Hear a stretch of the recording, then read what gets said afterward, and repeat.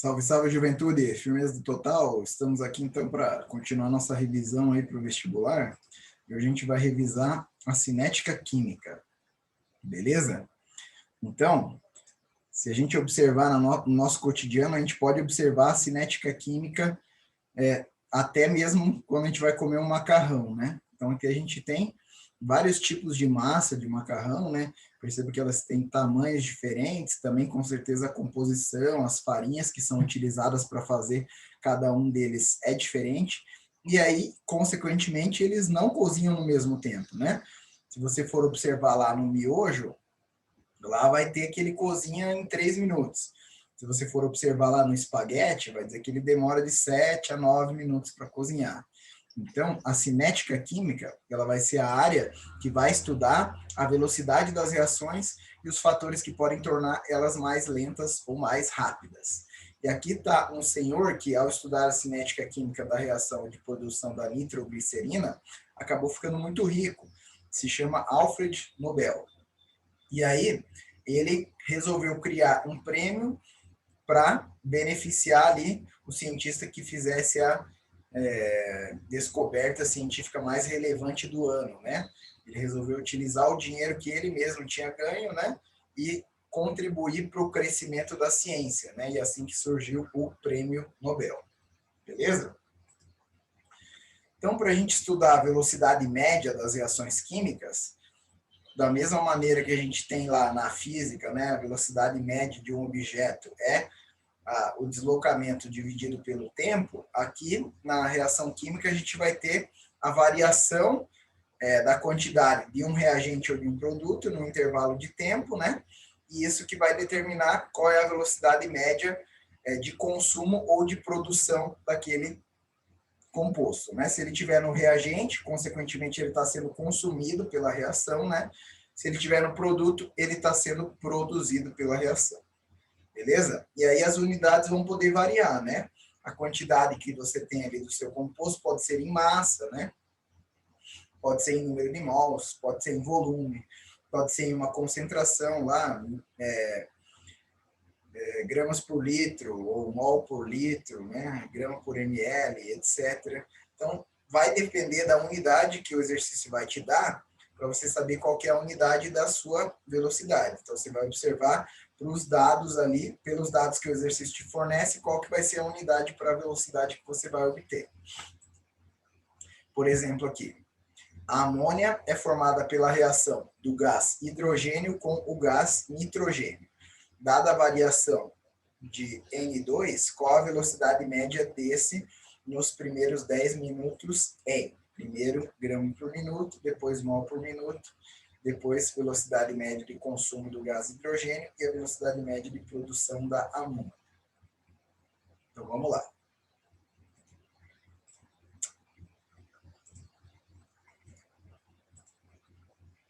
Então, ele está falando que ocorre reação do gás hidrogênio com o gás nitrogênio, né? Então, a gente está estudando a reação que é gás hidrogênio, H2, mais gás nitrogênio, virando e desvirando amônia. Beleza? E aí, para balancear essa reação, a gente precisa colocar um 3 na frente do H2, né? Colocar um 2 aqui na frente da amônia, daí ela fica balanceada. Então, na letra A, ele deu a tabela aqui para a gente com a massa do gás nitrogênio variando em relação ao tempo. Ele quer saber nos primeiros 10 minutos. Então, tempo inicial é 0, tempo final é 10, massa inicial 14, massa final é 7. Então, a gente vai responder a letra A primeiro aqui. Velocidade média vai ser igual a variação da massa, né? Delta M dividido por delta T.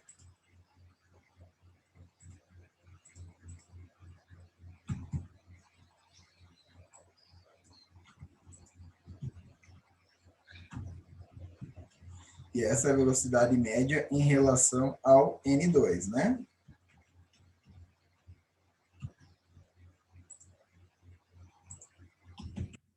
Beleza? Então, aqui a gente vai ter a variação ali da massa. Então, a massa final menos a massa inicial. Massa final é 7, massa inicial 14, nos primeiros 10 minutos, né? Então, aqui a gente vai ter 7 menos 14, final menos inicial, dividido pelo tempo final, né? Tempo final 10 minutos, tempo inicial 0. Então, sobre 10 menos 0. Beleza? Então, a gente vai ficar com 7 menos 14, menos 7, dividido por 10.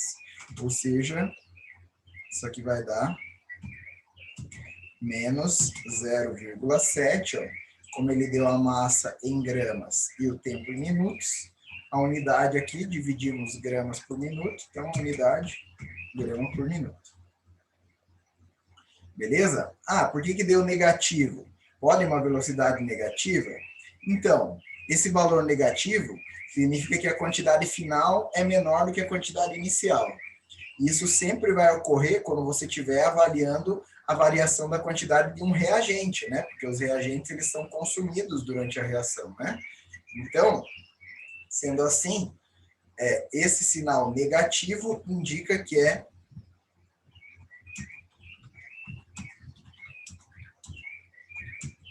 um reagente que você está avaliando. Mas, na maioria dos exercícios, ele vai te colocar essa velocidade média aqui em módulo, né? A gente colocaria lá, módulo da velocidade média do N2 é 0,7 gramas por minuto. Beleza? Essa é a letra A. Na letra B, ele pergunta em mols por minuto, né? E aí a gente tem que lembrar que a massa do nitrogênio é 14 gramas por mol. Beleza? Então, esse dado vai ser fornecido para você no vestibular, você só vai precisar relacionar aqui.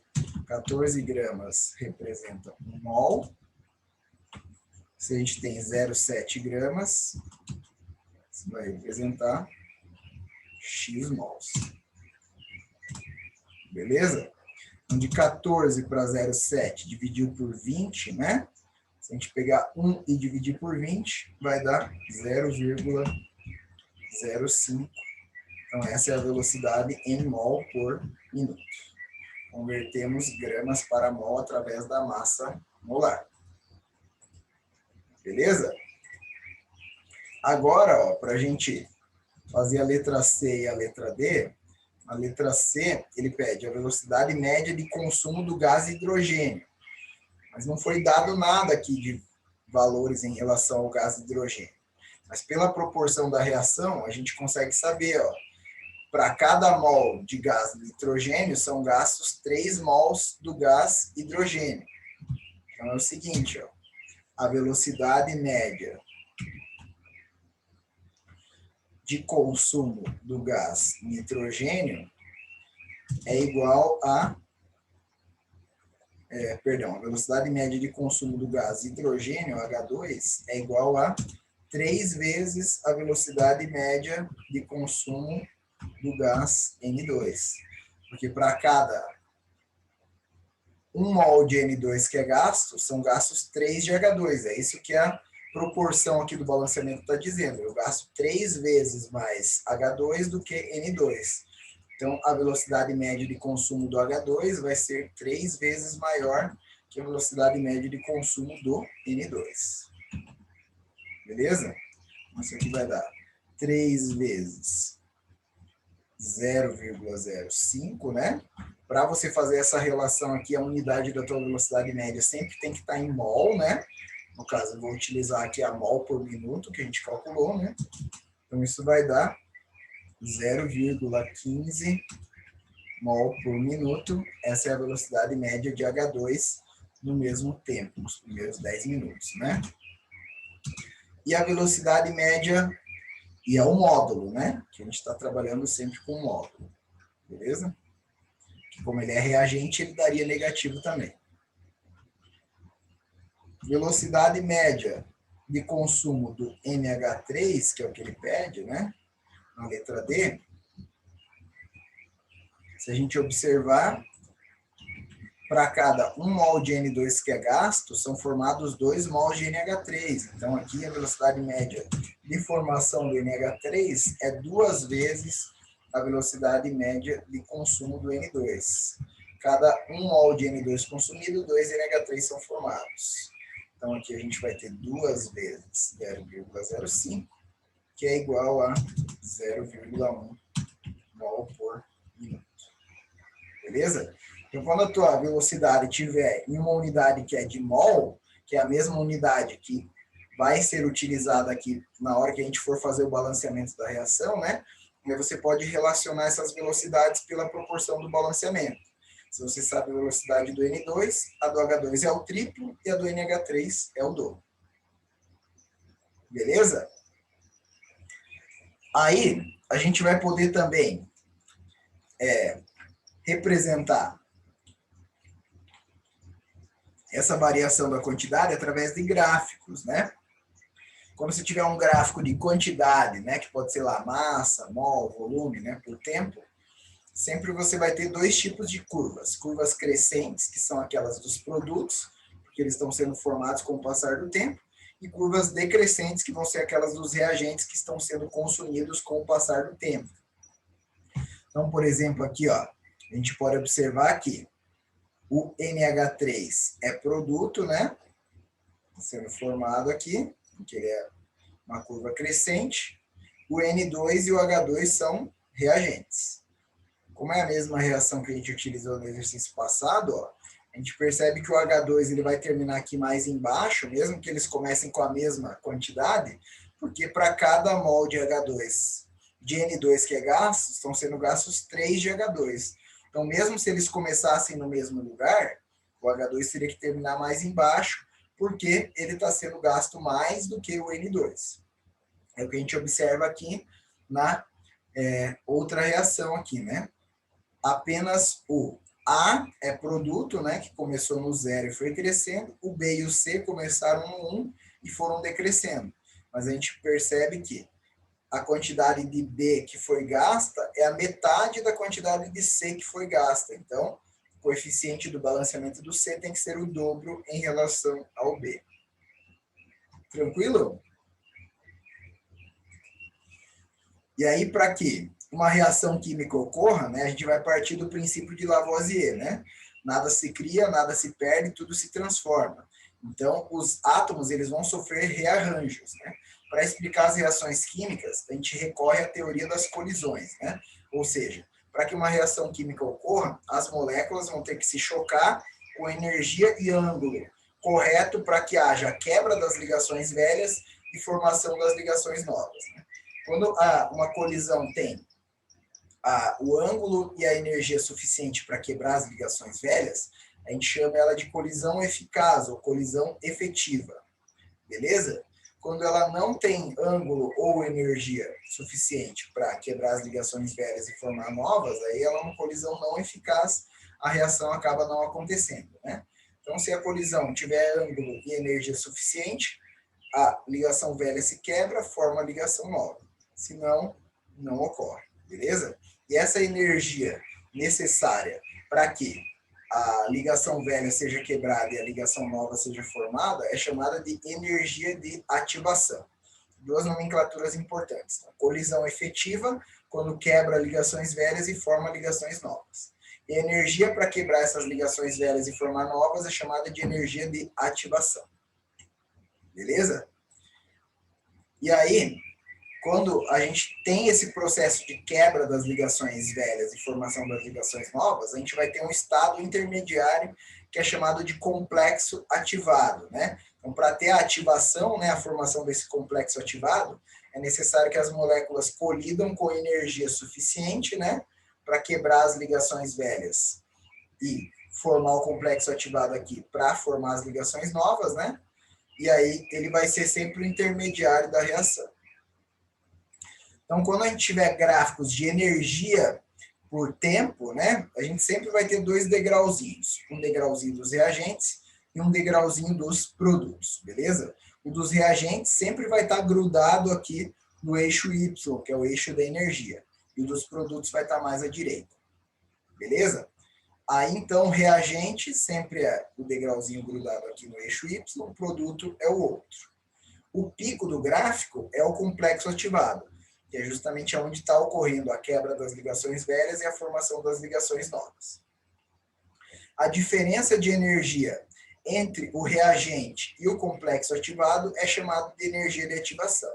Então, não importa se o reagente está lá embaixo ou se ele está pertinho do pico do gráfico. A energia de ativação sempre é a diferença entre o degrau dos reagentes e o pico do gráfico. Beleza? E aí, a diferença entre a energia dos reagentes e a energia dos produtos é chamado de entalpia, né? Beleza? Então, a energia do complexo ativado é o valor da energia do pico.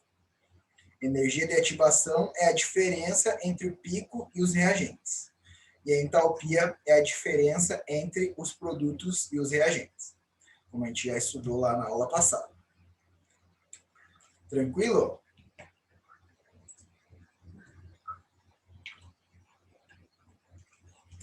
Então, observe lá, né?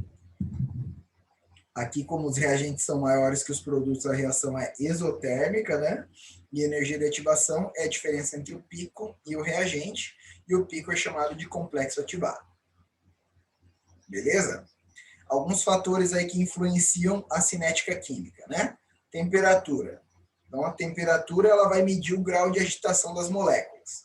Quanto mais agitadas estiverem as moléculas, maior probabilidade de elas fazerem colisões efetivas entre si, consequentemente, a reação vai ser mais rápida.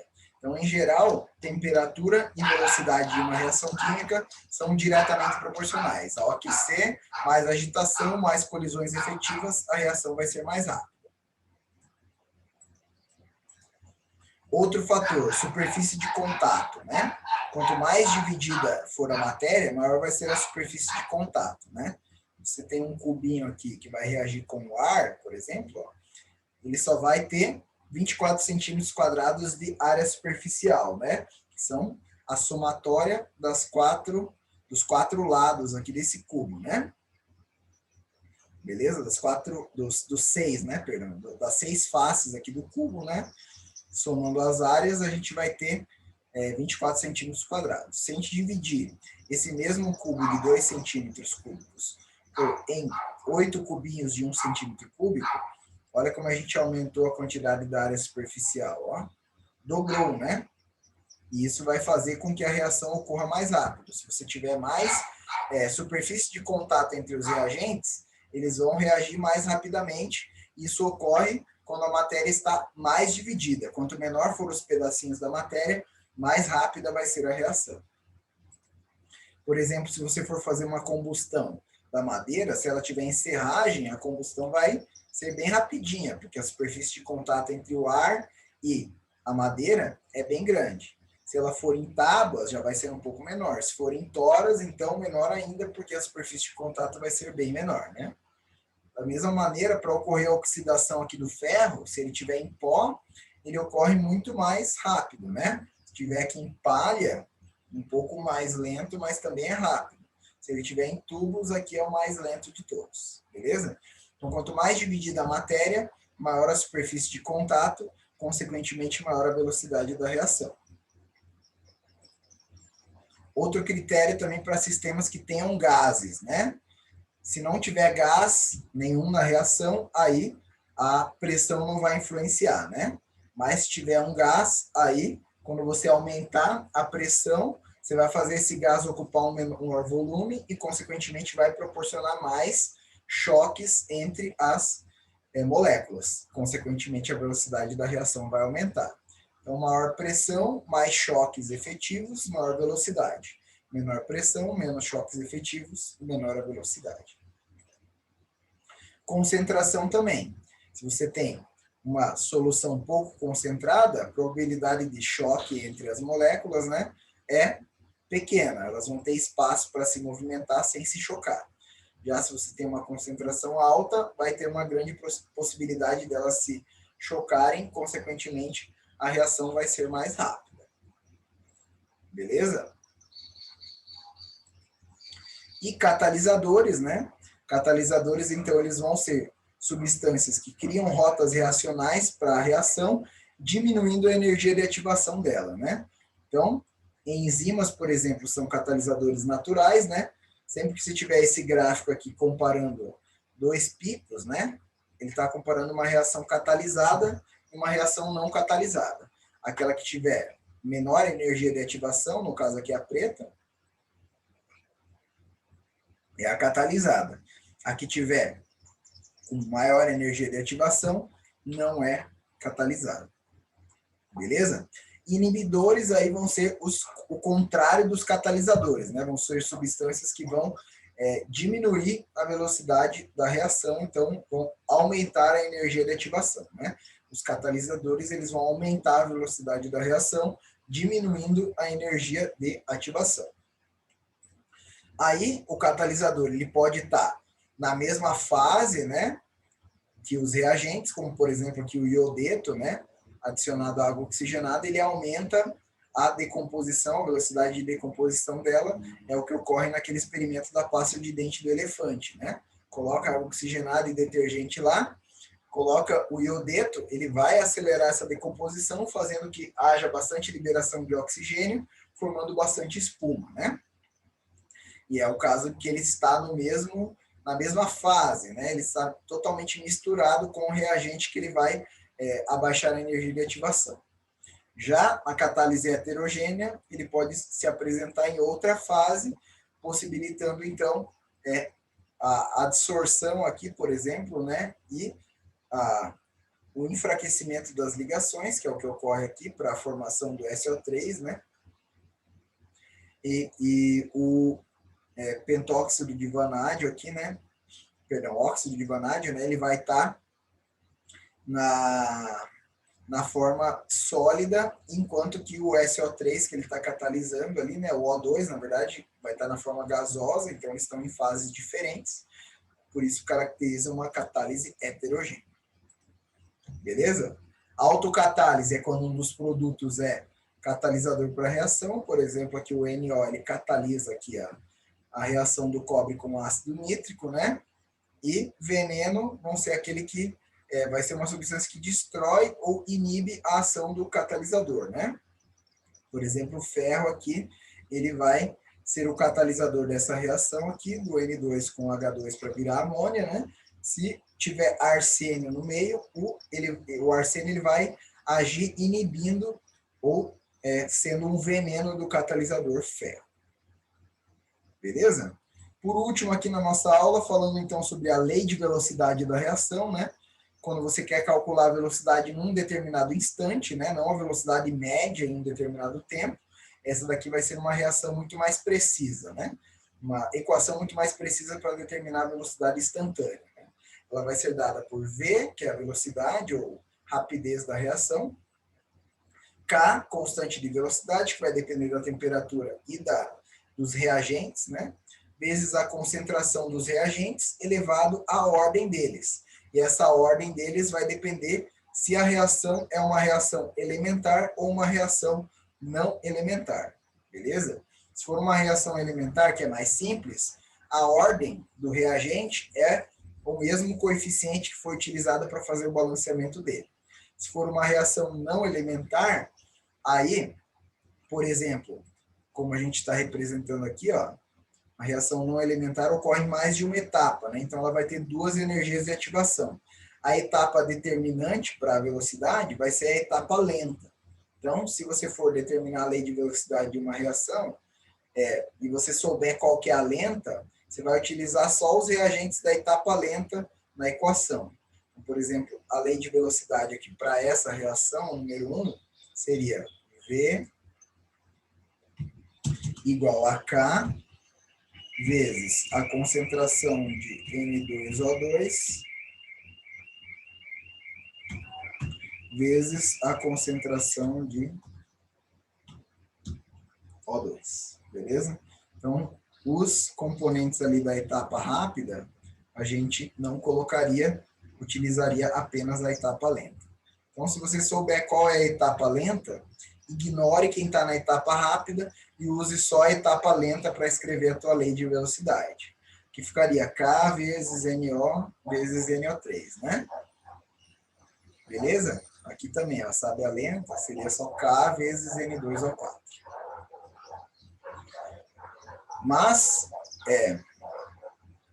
se ela for uma reação elementar, vamos colocar aqui, que eu não coloquei nenhum slide com reação elementar.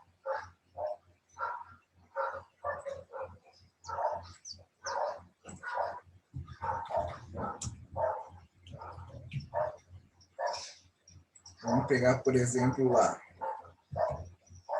Uma reação que ocorre em só uma etapa. HCl mais NaOH virando H2O mais NaCl.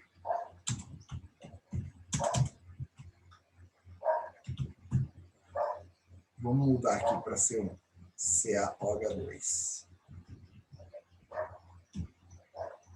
E aqui CaCl2. Beleza?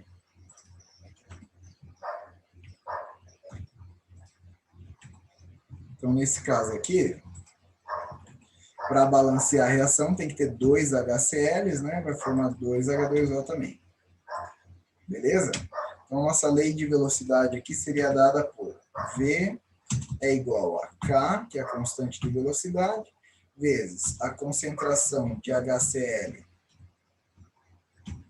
ao quadrado, por causa do coeficiente aqui, né? Se é uma reação elementar, beleza? Se ele te falar que é uma reação elementar, ou ele não te falar qual que é a etapa lenta, nem te der uma tabela, que é o caso ali do próximo exemplo que a gente vai fazer, para escrever a lei de velocidade é dessa maneira. Olha para os coeficientes aqui e coloca eles como expoente dos reagentes, né? Vezes o outro reagente, né? Então, concentração de CaOH2 elevado a 1, né? Porque o coeficiente do balanceamento dele é 1. Beleza? Então, se for uma reação elementar, que ele não te falar qual é a etapa lenta, nem te der a tabela, escreve assim: V igual a K, reagente elevado ao coeficiente do balanceamento dele, outro reagente elevado ao coeficiente do balanceamento dele, se tiver mais, vai colocando aí também, né? Mas os produtos não entram aqui, só vai entrar a concentração dos reagentes. Beleza? Se ele te der essas tabelinhas aqui, aí você vai precisar fazer o seguinte raciocínio para você conseguir montar qual que é a sua lei de velocidade. Vou pegar esse exercício aqui que fica mais fácil, que já tem aqui para a gente resolver, né? No laboratório foram efetuadas as experiências para a reação. 2H2 mais 2NO, virando N2 mais 2H2O, né? E aí ele te dá os valores aqui, da variação da concentração, variação da velocidade, e pede para a gente calcular a lei de velocidade. A gente sabe que a lei de velocidade é V igual a K vezes, nesse caso aqui vai ser concentração de H2 vezes concentração de NO. Só falta saber a ordem, né, de cada um dos reagentes. Beleza? Que é o expoente que vai ali. Para a gente descobrir a ordem, então vamos pegar aqui primeiro a ordem para o H2. Então vamos observar aqui dois experimentos em que variou só o H2 e o NO ficou constante. Ó. Então, por exemplo, aqui, o H2 variou entre 1 e o 2 e o NO ficou constante. Então, isso é bom para a gente avaliar. Aí a gente vai fazer o seguinte, ó. Vai utilizar a fórmula concentração elevado à ordem, né? Vou pegar uma ajuda aqui do Word.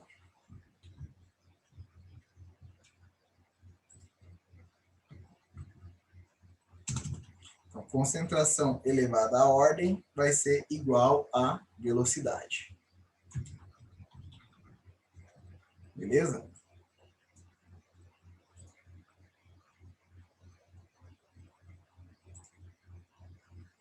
Muito bem.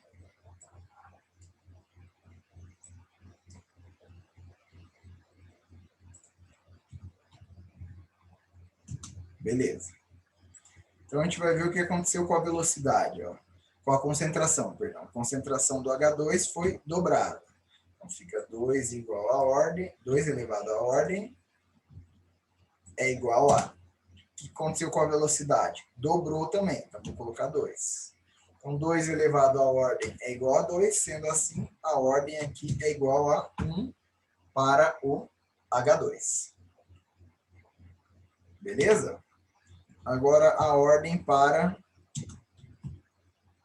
o NO. Mesma ideia, vamos ver dois experimentos em que só o NO variou e que o H2 ficou constante. Ó. Então, no experimento 1 e no 3, ó, o H2 fica constante e o NO varia. Então, entre o experimento 1 e 3, a concentração do NO dobrou. Então, a gente vai colocar 2, né? Elevado à ordem. E a velocidade quadruplicou, né? De 0,1 para 0,4, igual a 4. Sendo assim, 2 elevado à ordem é igual a 4, portanto, a ordem aqui tem que ser 2 para o NO. Sendo assim, a nossa lei de velocidade é V igual a K vezes H2 vezes NO ao quadrado. Beleza? Quando ele te der a tabela, use sempre a tabela para determinar a ordem dos reagentes. Não importa que ele te deu aqui balanceada e tal. Se tiver a tabela, ela que vai ser a prioridade para determinar a ordem de cada um deles, né? E aí, a ordem, então aqui para o H2 é a primeira ordem, a ordem para o NO é a segunda ordem, e a ordem da reação